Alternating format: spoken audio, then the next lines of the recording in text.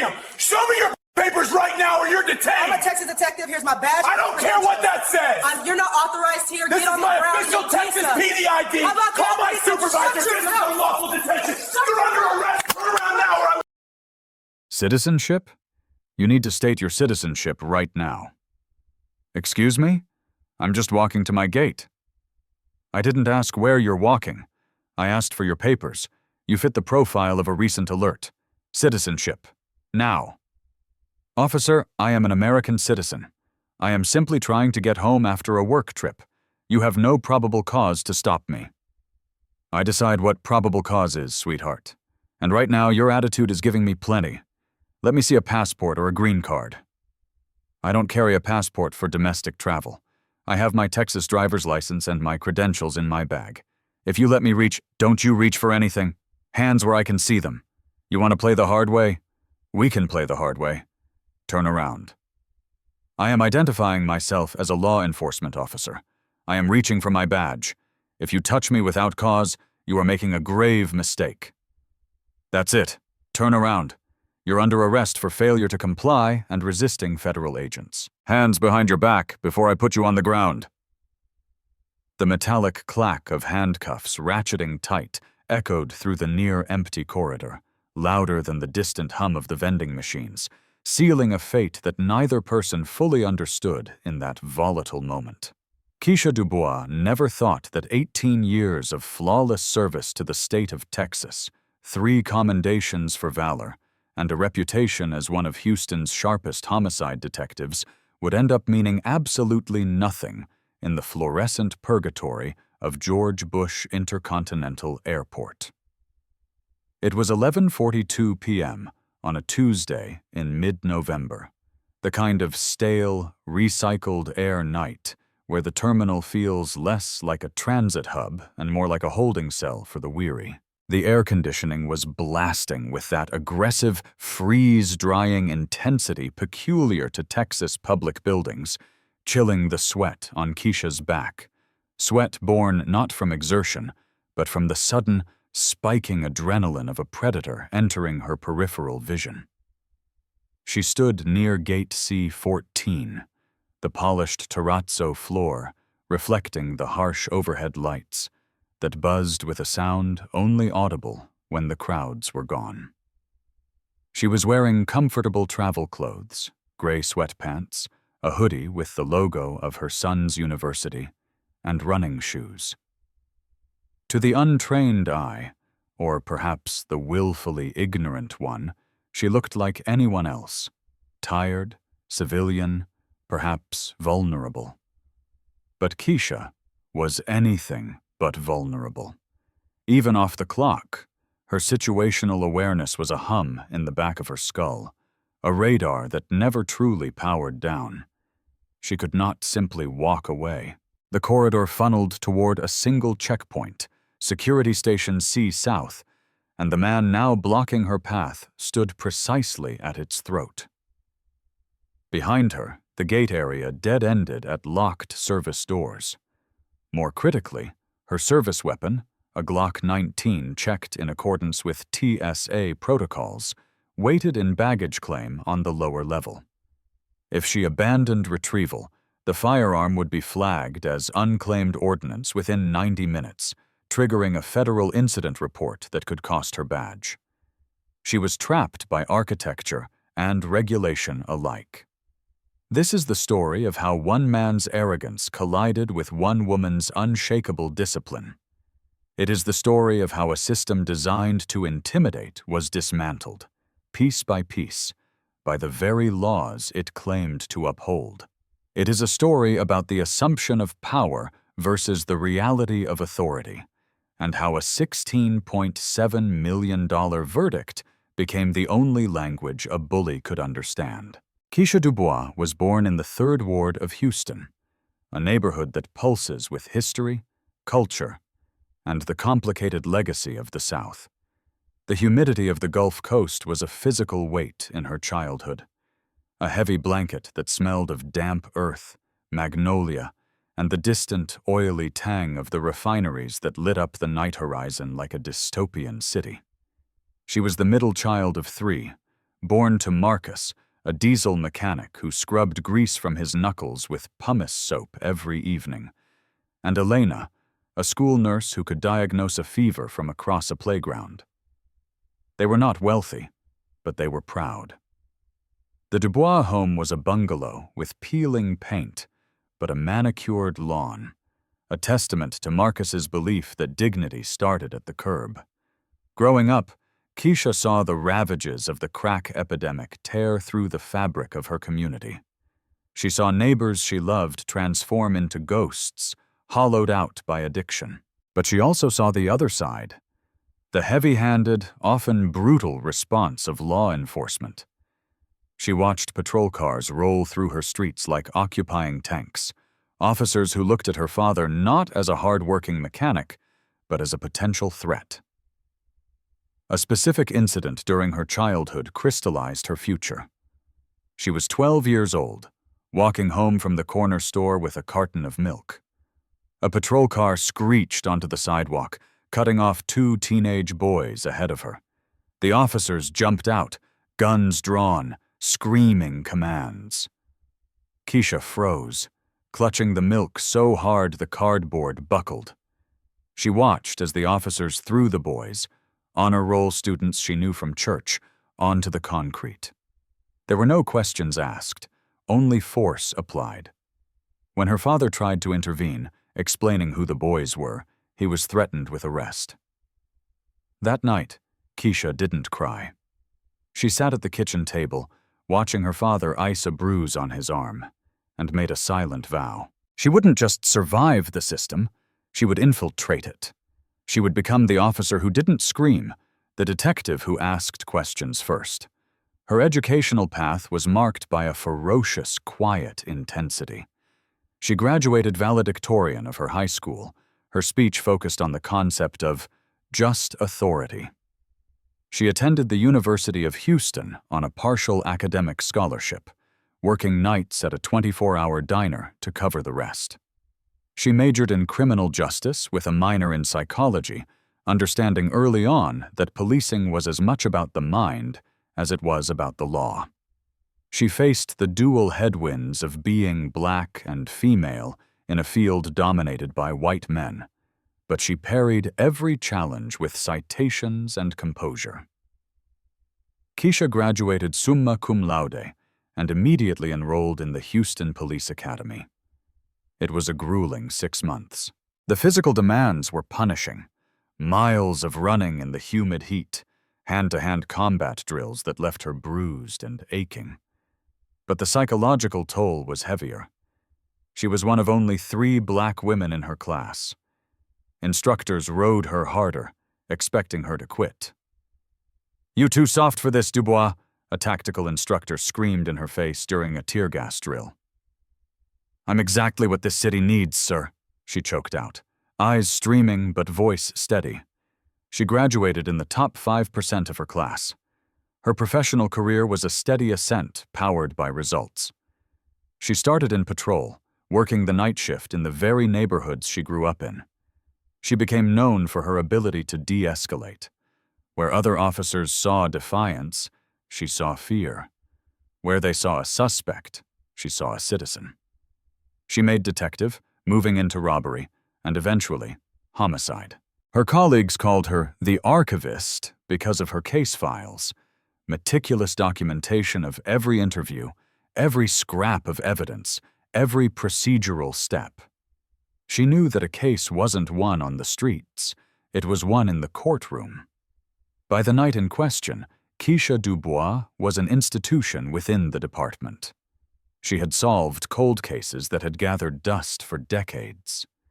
She had trained rookies who looked at her with awe. She was treasurer of the Black Police Officers Association of Texas. She was tired, yes, but she was deeply respected. Her personal life was the anchor that kept her grounded. A son, Marcus Jr., 20 years old, a sophomore running track at a university in Oregon. He was her heart, the reason she worked the extra shifts.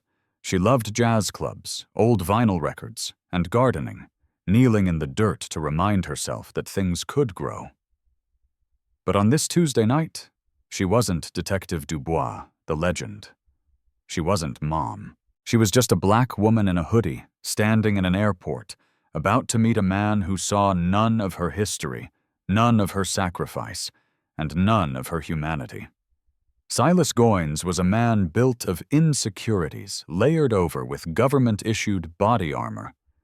At 34 years old, he had the thick, blocky build of someone who lifted heavy weights but neglected cardio, his uniform straining slightly at the seams. He had a buzz cut that he maintained with military precision, though his actual military service was a brief, unremarkable 4-year stint in Army supply chain, a fact he often embellished when talking to civilians, hinting at special ops without ever actually saying the lie outright. He had joined Immigration and Customs Enforcement 6 years prior, after washing out of the Dallas Police Academy. The psychological evaluation in Dallas had flagged him for rigidity and lack of impulse control, a polite way of saying he was a liability. But federal agencies were hiring aggressively, desperate for bodies. Goins slipped through the cracks, finding a home in an agency that gave him a badge, a gun, and a broad mandate. His reputation among colleagues was mixed. To younger agents, he was the Hammer, a guy who got numbers, always at the top of the leaderboard for stops and detentions. But to seasoned veterans, he was a ticking time bomb. They called him Liability Silas behind his back. There was a pattern, a trail of red flags the bureaucracy had studiously ignored. A complaint from a tourist who claimed Goins had detained him for 4 hours without water because he didn't like his tone, dismissed as unsubstantiated. A video of Goins screaming profanities at a terrified grandmother who didn't speak English. Verbal reprimand, note buried in a file. On the night in question, Goins was in a foul mood. He had been assigned the late shift at the airport, a babysitting gig he felt was beneath him. He had been arguing with his ex-wife earlier about alimony payments, a conversation that left him feeling impotent and angry. His body camera had been malfunctioning intermittently for the past week, freezing, dropping frames, and he had only gotten IT to recalibrate it that very morning. It was working now, the green light blinking steadily, but the near failure was a detail that would matter later. He was patrolling with a junior partner, Agent Miller, a 24-year-old rookie who was still green. Miller was the audience Goins needed. "Watch how it's done," Goins had told him. "You gotta look for the tells." Goins was looking for a tell when he saw Keisha Dubois. But what he actually saw was his own bias reflected back at him. He saw a black woman in casual clothes, walking with a purpose that he interpreted as evasion. He saw a hoodie and assumed threat. He didn't see the tired eyes of a colleague. He saw prey. The day had started for Keisha at 5 a.m. Eastern in Washington, D.C. She had been there for 3 days, attending a national conference on interagency cooperation in human trafficking cases. She had presented a paper on digital evidence in cold cases, receiving a standing ovation. It was a high point, but exhausting. She had spent the last 8 hours navigating airports, delays, and the specific indignity of modern air travel. She was running on coffee and the desire to sleep in her own bed. Her flight had landed 40 minutes late. She had checked her service weapon according to TSA protocols, and that weapon now sat in the baggage claim system, awaiting her retrieval. She kept her badge and credentials in her carry-on tote. She was scrolling through texts from her son. "Good luck on the presentation, Mom. Love you," smiling faintly as she walked. She wasn't thinking about work. She was thinking about whether she had milk in the fridge.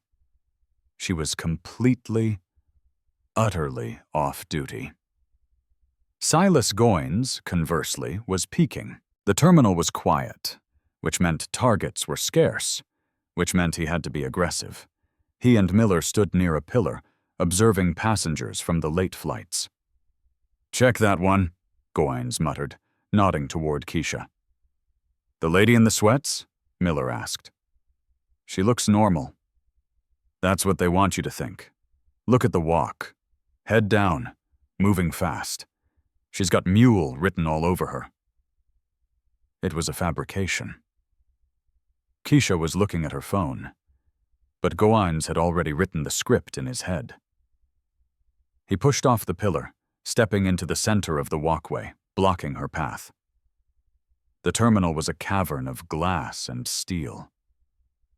Outside, the tarmac was dark, punctuated by flashing orange lights of baggage carts. Inside, the silence was heavy. A light drizzle had begun to streak the windows, blurring the runway lights into watercolor smears. Keisha didn't see Goines until he was 10 feet away.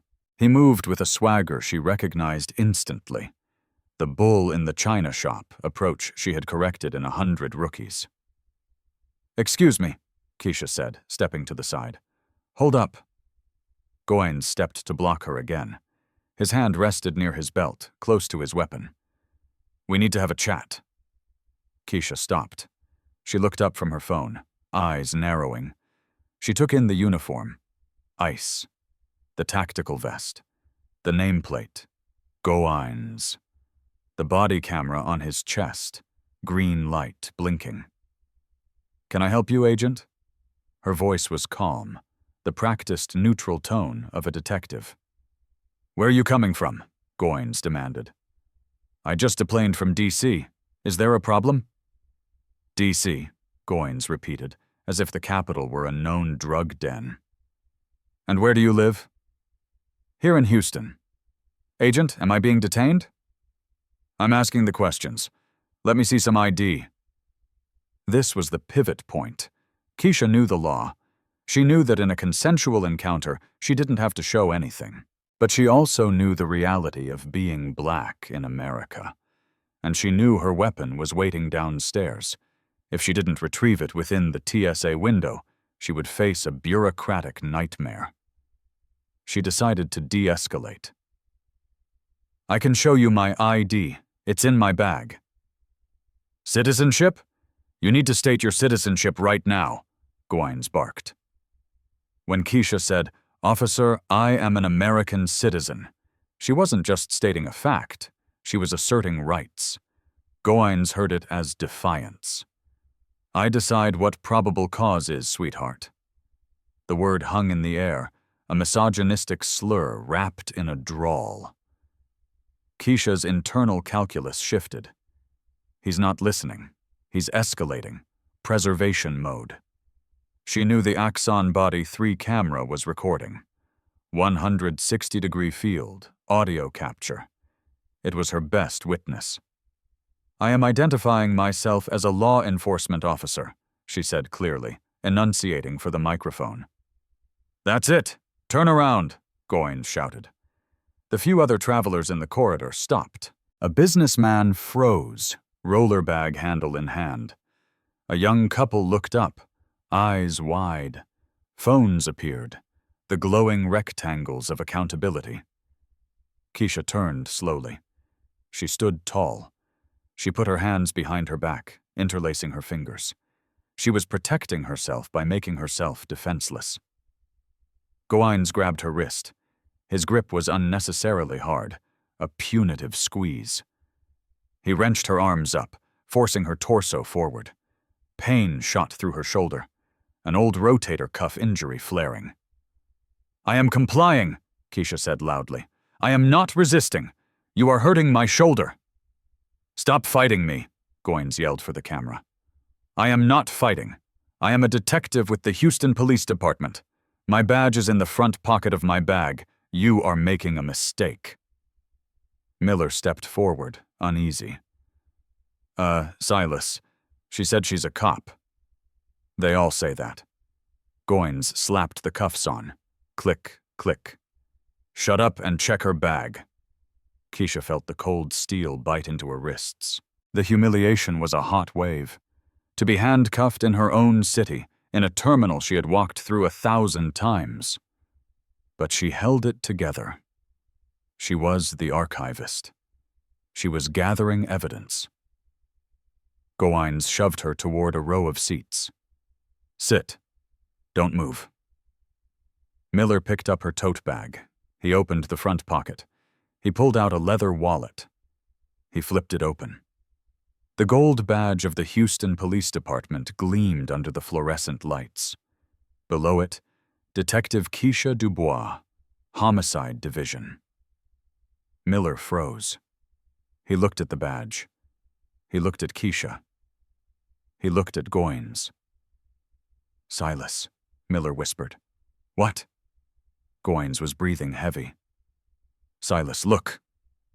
Miller held out the badge. Goines snatched it. He stared. For a second, his brain refused to process. He wanted it to be fake. He needed it to be a toy. But the weight was real. The lamination was official. The holographic seal was authentic. Detective. The word hit him like a blow. Keisha sat on the bench, hands cuffed behind her, back straight. She looked Goines dead in the eye. Check my credentials, she said softly. Call it in. I'll wait. The revelation happened in agonizing slow motion. Goines stared at the badge, mouth opening and closing. The bystanders were still filming. The businessman had stepped closer. Is that a real badge? Someone whispered. Goines looked at Miller. The rookie had taken a full step back, distancing himself from the blast radius. It's probably fake, Goines stammered, voice lacking conviction. Run it, Keisha commanded. Call your supervisor. Run the badge number, 4922. Goines didn't want to call, but he had no choice. He pulled out his radio, hand trembling. He gave the badge number. The wait was 30 seconds. It felt like 30 years. Unit 4 Alpha, the dispatcher's voice crackled. Badge 4922 is active. Detective Keisha Dubois, HPD homicide. Status, good standing. Be advised, subject is flagged as law enforcement. The radio click signaled the end of Goines' career. His face went from red to gray. He looked at Keisha. She hadn't moved. She watched him with eyes cold and hard as diamonds. There appears to have been an error, Goines mumbled, reaching for his key. Don't, Keisha said. Don't touch me until your supervisor is here. I can take them off right now. No. You arrested me. You detained me. You claimed probable cause. We finish this by the book. Get your supervisor. 10 minutes later, the shift commander, Lieutenant Vargas, arrived. He saw the scene. A black woman in handcuffs, sitting with dignity, surrounded by witnesses. He saw Goines, sweating and pale. He saw the badge in Miller's hand. Vargas walked over, looked at the badge, looked at Keisha, and closed his eyes briefly. He knew exactly what this was. Uncuff her, Vargas barked. She said not to. Uncuff her now! Goines fumbled with the key. The cuffs clicked open. Keisha rubbed her wrists. Deep red indentations marked where metal had dug in. She stood. She took her badge from Miller, who handed it like a relic. She placed it back in her bag. I want his name, Keisha said to Vargas. I want his badge number. I want yours. And I want a copy of the incident report before I leave this terminal. Detective, I'm sure we can— I want the footage preserved, Keisha interrupted. Body cameras, both of them, and the airport surveillance. The server purges inactive feeds at midnight. That's 47 minutes. If you haven't locked those files by then, I will bring the wrath of God down on this agency. Call your IT liaison now. Do you understand me? Vargas pulled out his phone immediately. He understood. Keisha took her bag. She didn't look at Goines again. She walked to baggage claim, retrieved her weapon from the secure holding area with 19 minutes to spare on the TSA window, and drove home. The drive was a blur. Keisha gripped the steering wheel so tight her knuckles went white. She made it into her driveway, turned off the ignition, and the dam broke. She leaned her forehead against the wheel and sobbed. It wasn't gentle. It was guttural, heaving. She cried for the 12-year-old girl who watched her father get disrespected. She cried for the 18 years of service that hadn't shielded her. She cried because, despite her badge, she was still just a body to be policed by men like Silas Goines. She sat there for 20 minutes. Then she wiped her face. She looked at her wrists in the dome light. The marks were darkening to bruises. She took her phone out and photographed them. Evidence. She went inside, showered, and didn't sleep. By 7 a.m., she had composed herself. She wasn't a victim anymore. She was a detective on a new case, and the suspect was the Department of Homeland Security. Silas Goines didn't sleep either. He went home and drank 4 beers. He tried to tell himself it was a mistake anyone could make, but the voice in his head whispered the truth. You saw what you wanted to see, and she's going to destroy you. 2 days later, Keisha sat in the office of Marcus Thorne, a renowned civil rights attorney and friend of her mentor. Thorne listened to her story in silence. He looked at the photos of her wrists. He looked at the incident report, filled with vague language about suspicious behavior and furtive movements. This is open and shut on the facts, Thorne said. But on the law, it's a war. Qualified immunity. Federal protections. They'll try to bury us in paper. I'm an archivist, Keisha said, a grim smile touching her lips. I love paper. I want everything, Marcus. His disciplinary record, his academy scores, the texts he sent his partner. We're going to sue. Not just for the arrest. For the violation of your Fourth Amendment rights, for racial profiling, for assault. We're going to make an example. The lawsuit, Dubois versus Goines et al., was filed 3 weeks later. The charges: violation of Fourth Amendment rights, false imprisonment, excessive force, and deprivation of rights under color of law. Media coverage was immediate and explosive. The headline ran on every network. Texas detective arrested by ICE at airport. The photo of Keisha in uniform, professional and strong, was juxtaposed with a grainy image of Goines looking aggressive. The public narrative was set. The legal proceedings were a grind, but Keisha was built for the grind.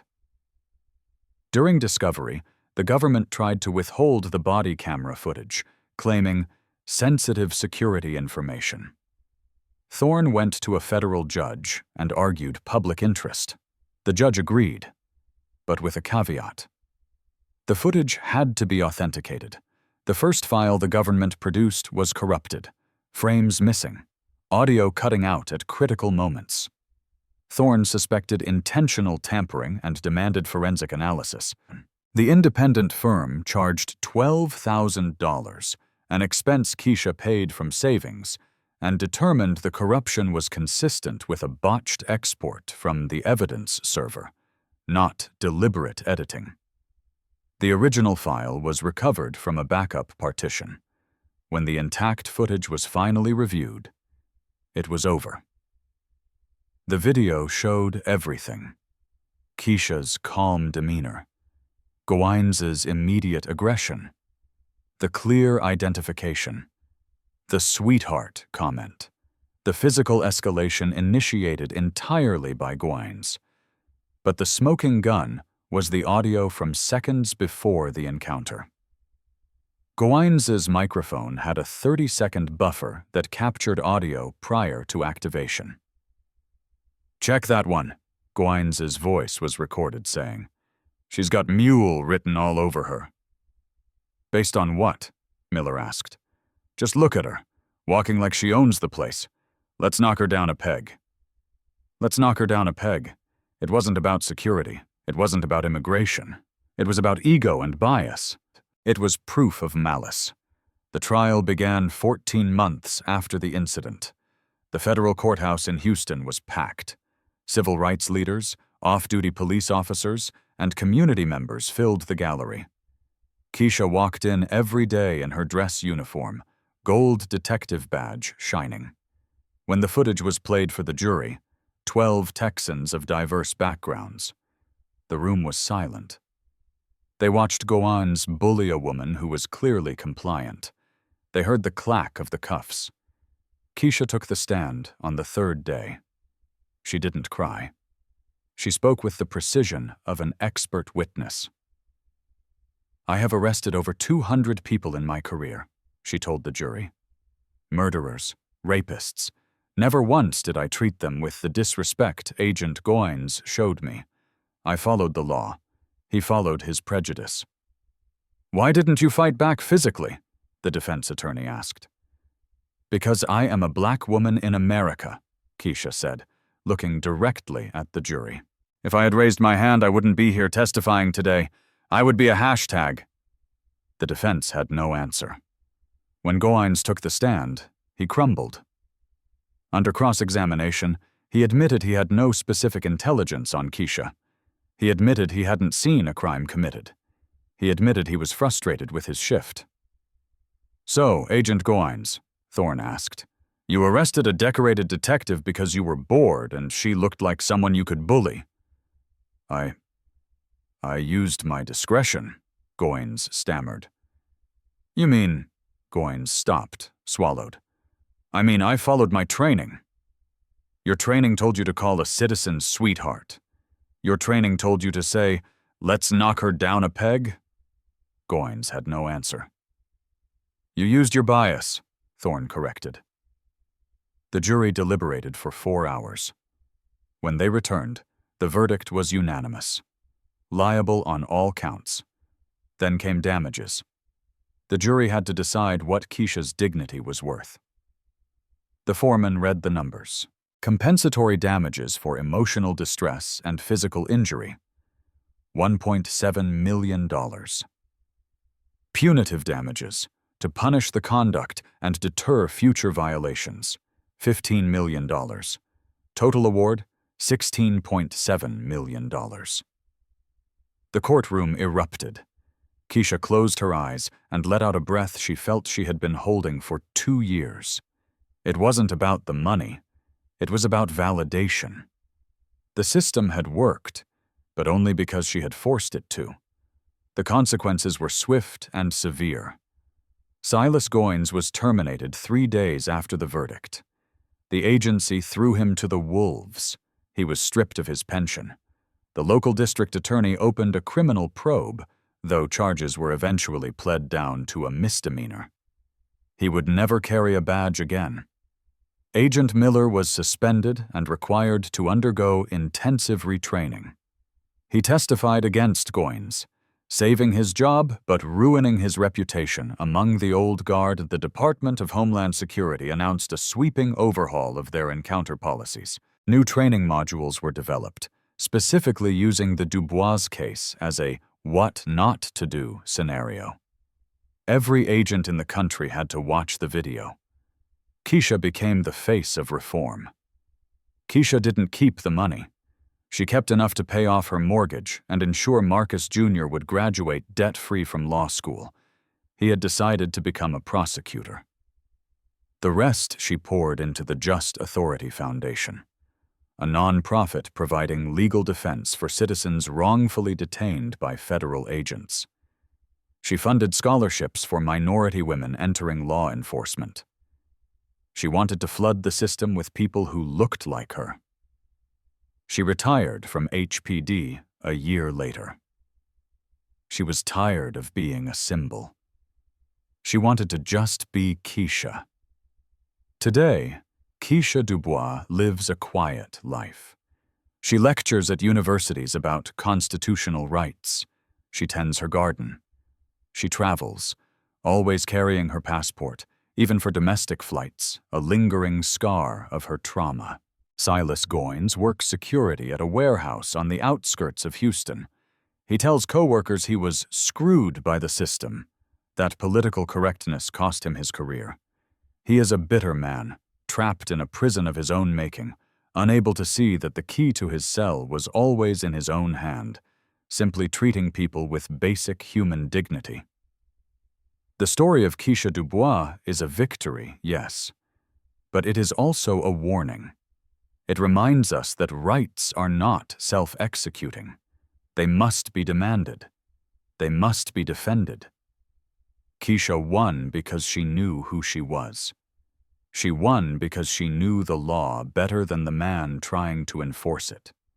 She won because she refused to be small when the world told her to shrink. The fight for dignity isn't a sprint, Keisha told a graduating class of cadets recently. It's a marathon, and you have to run it in boots that hurt, but you run it anyway, because if you stop, they win. Yet the end closing thoughts. This story explored the intersection of institutional power, personal dignity, and the long road to accountability. Keisha's victory was not inevitable. It required knowledge, composure, and a willingness to fight a system designed to exhaust those who challenge it. The case serves as a reminder that documentation, witnesses, and legal literacy can transform a moment of vulnerability into a catalyst for systemic change. This story is a fictional dramatization inspired by real-world events and legal principles. Names, characters, and specific details have been created for narrative purposes. The account is intended for educational and entertainment purposes only. It does not constitute legal advice. Viewer discretion is advised.